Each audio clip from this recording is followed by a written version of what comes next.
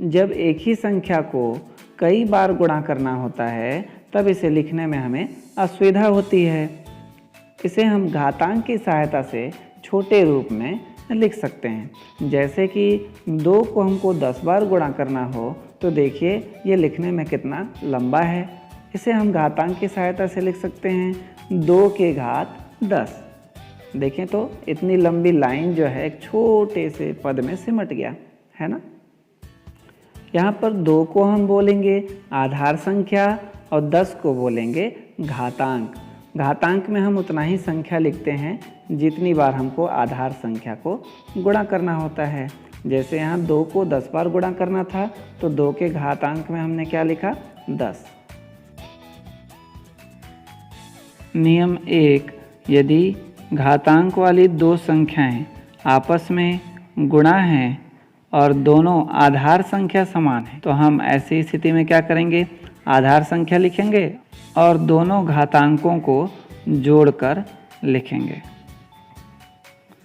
जैसे कि एक उदाहरण हम लेकर के देखते हैं।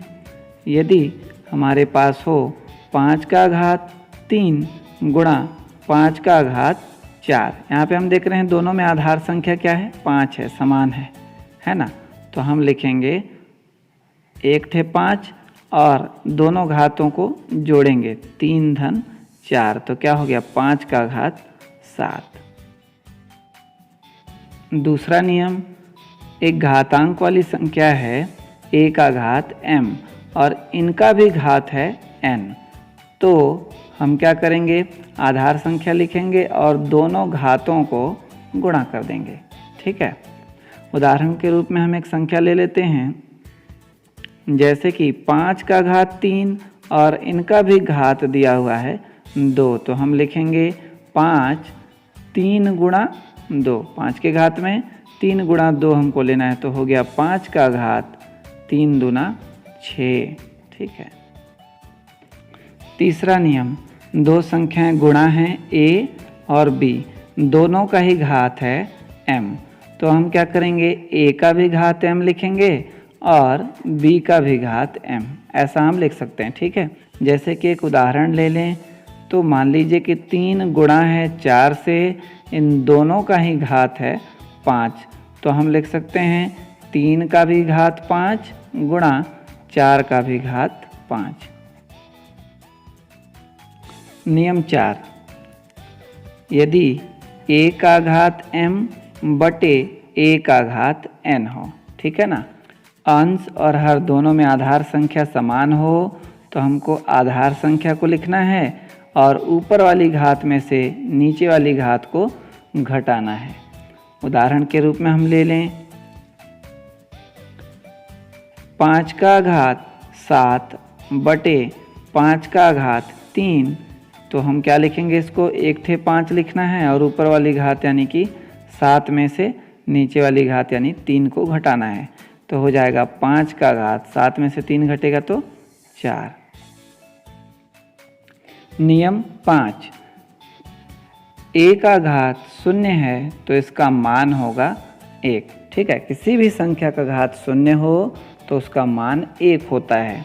ठीक है, जैसे कि हम ले लें 5 का घात यदि 0 लिखा हो तो उसका मान 1 होगा। ठीक है, किसी भी संख्या का घात 0 दिया है तो उसका मान 1 ही होगा, चाहे वो कितनी भी बड़ी संख्या हो।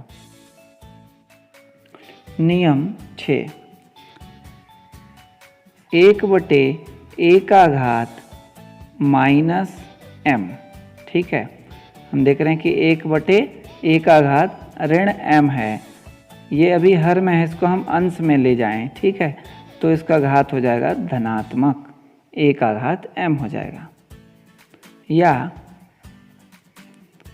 1 बटे a का घात m हो तो इसको अगर हम अंश में ले जाते हैं तो इसका घात हो जाएगा ऋण m। यानी कि अगर हर से अंश में ले जाएं या अंश से हर में लाएं तो घात का चिन्ह बदल जाता है। धनात्मक घात ऋणात्मक हो जाती है और ऋणात्मक घात धनात्मक। उदाहरण के रूप में हम देखते हैं 1/5 का घात ऋण 4 दिया हो तो हम इसको लिख सकते हैं 5 का घात 4, या 1/5 का घात 9 दिया हो तो इसको हम लिख सकते हैं 5 का घात ऋण 9। ठीक है, किसी भी संख्या को अंश से हर में या हर से अंश में ले जाने पर उसके घात का चिन्ह बदल जाता है।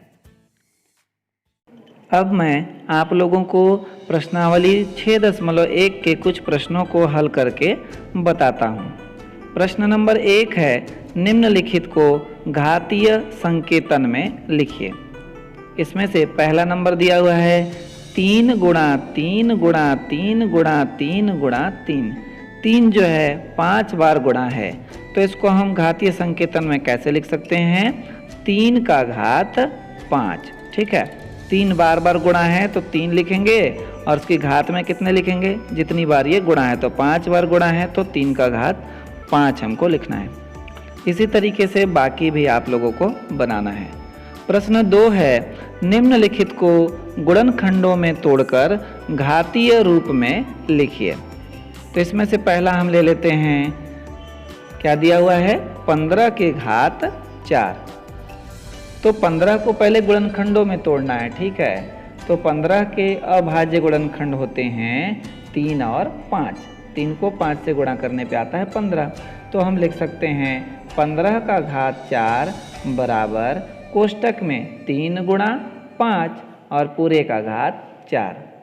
अब हम नियम 3 से इसको लिख सकते हैं 3 का घात 4 गुणा 5 का घात 4।